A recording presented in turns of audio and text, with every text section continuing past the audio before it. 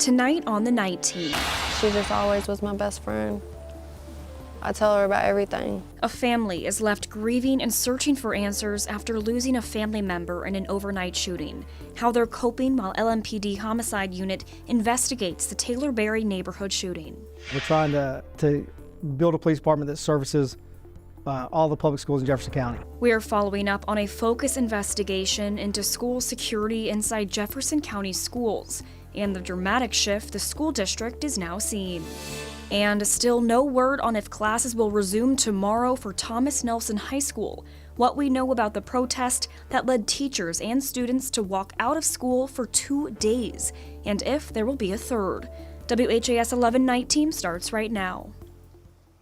A woman is dead and a man is injured after a shooting in the Taylor Berry neighborhood. Thanks for joining us here on the Night Team. I'm Alex Dieterer. Police responded to the shooting just after 12 this morning on Berry Boulevard. When officers arrived, they found a man and a woman who had been shot. Both were then transported to the hospital, where the woman died shortly after arriving. The coroner's office has identified her as Crystal Fultz. WHAS 11's Taylor Woods sat down with her family tonight as they try and cope with their loss. Around midnight, Louisville Metro Police responded to a shooting in the 1500 block of Berry Boulevard. When police arrived, they found a man and 45-year-old Crystal Fultz who were shot. Both were transported to U of L Hospital, and Fultz later died of her injuries. She was just loving, always happy. Crystal Fultz's family did not want to be on camera. However, they describe her as a loving mother and grandmother who was family-oriented. She was a character. She was always making me laugh, and it's hard. Police say all parties have been accounted for, and LMPD Homicide Unit is investigating the shooting. Family members say this loss came unexpectedly, saying they just talked to Fultz the day before. She got me this for my birthday. Now left holding memories while still hoping to find answers, the Fultz family is trying to hold on to each other as they remember their time with Crystal. Being able to call her whenever I was upset, or she always knew what to say or how to make me feel better. They're hoping the public can help as they raise money for funeral expenses through a GoFundMe that can be found at WHAS11.com. We're just trying to get the money for a funeral and a proper burial for her.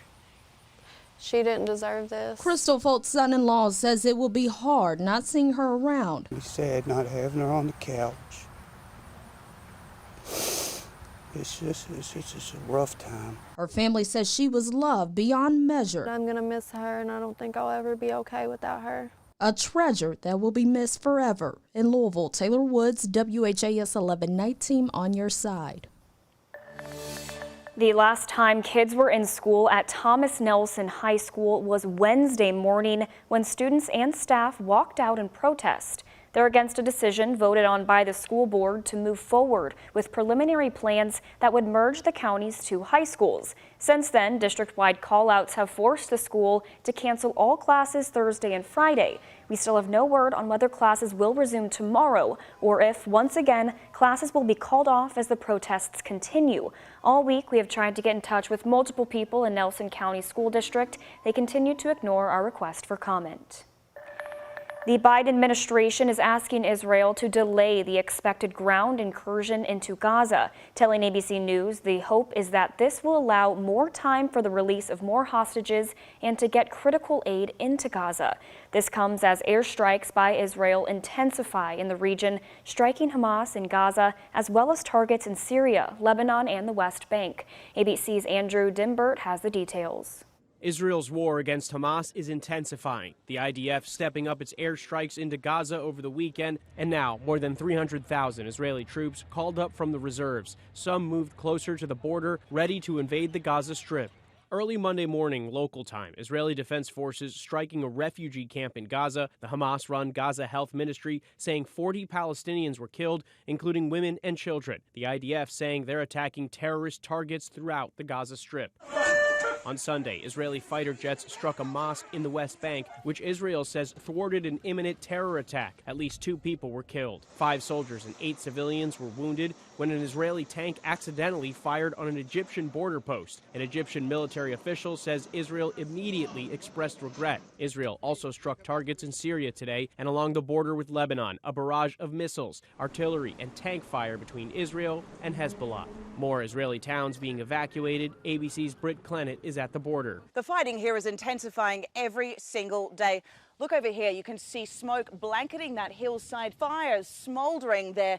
That's where Israel just struck Hezbollah positions, trying to make their way over here and attack Israel. Israel says Hamas is holding at least 212 hostages, including some Americans, though 2 American hostages were released on Friday. President Joe Biden spoke to Israel's Prime Minister Benjamin Netanyahu on Sunday. The White House tells ABC the administration urged Israel to delay the ground invasion to allow for the release of the remaining hostages and provide a safe way out for U.S. citizens and others in Gaza. Meanwhile, the humanitarian crisis inside Gaza is growing. People running out of food, water, medicine, and fuel. 20 aid trucks made it into Gaza on Saturday, and despite hundreds waiting at Egypt's Rafah border, packed and ready with that critical aid, even fewer of those trucks crossed into Gaza Sunday. The Palestine Red Crescent posting on social media that they did receive 15 trucks. Andrew Dimbert, ABC News, New York. The field of candidates vying to become the next Speaker of the House is growing larger. This is after Republicans forced Jim Jordan out of the race, removing him as their nominee. At least 9 Republicans now competing for the position, including House Majority Whip Tom Emmer, Representatives Byron Donalds, Kevin Hearn, and Mike Johnson. Emmer is seen as the immediate front-runner, but he's disliked by Donald Trump's congressional allies after he was one of 64 House Republicans who voted to uphold Biden's electoral votes in 2021. Need someone who understands how to do this job. He sets himself head and shoulders above all those others who want to run. We need to get him elected this week. Stay there. A very simple test. Can you get 217 votes? They shouldn't bring anybody out until they have 217. Without a House Speaker, no legislation can be brought to the floor, including the $100 billion foreign aid package President Biden requested, which includes funding for Israel and Ukraine. Republicans will hold a forum Monday evening behind closed doors, where they will hear from each candidate before an internal secret ballot Tuesday morning to select a candidate. A vote on the floor could come Tuesday afternoon. An October tradition at the Captain Quarters in Louisville today, a giant slingshot set up ready to launch hundreds of pumpkins into the Ohio River. Photojournalist Aspen Hester was there as the pumpkins got flying. Chunkin Pumpkins. Today is the annual Chunkin Pumpkins. We're at Captain's Quarters Riverside Grill. Can't find a better place than Captain's Quarters. And, you know, it's for a great cause. It's for a great cause. What we want to do with the funding that we receive is to put that towards research to help doctors and researchers learn more about why breast cancer metastasizes and how to stop it. We started this event 9 years ago to raise money for Twisted Pink and Hope Scarves. My wife was diagnosed about 9 years ago with breast cancer. I was diagnosed with stage 3 breast cancer 10 years ago. My mom and her sister actually passed away from metastatic breast cancer in 2008. So we come every year, probably for the last 4 or 5 years. It's a great time to get all of her grandchildren together. That's the reason I started the organization. Hope Scarves founder Laura McGregor passed away from metastatic breast cancer, so we're thrilled to partner with them and keep her memory alive. What a perfect day, folks. What a perfect day. Just a beautiful day to watch the weather and watch the pumpkin lobby. This is hilarious. If your pumpkin hits a floating target, you get a gift certificate that was donated by a bunch of restaurants in Louisville. I think we'll raise about $50,000 this year. Just come out and have a great time. What a great event and a great day for it. Halloween may be only 9 days away, but the fun got started early over at the Louisville Slugger Museum. Home Run Halloween allowed kids to enjoy the museum and have a fantastic time as they tried to batify Halloween, featuring their 8-foot-tall steak made right in the factory, a specialty edition bat, and of course, sweet treats at every corner.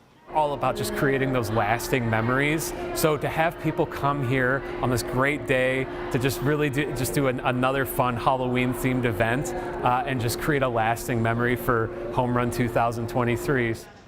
There are still plenty more fall activities to get into. You can head to our website, WHAS11.com, to see all the spooky and festive events in our area.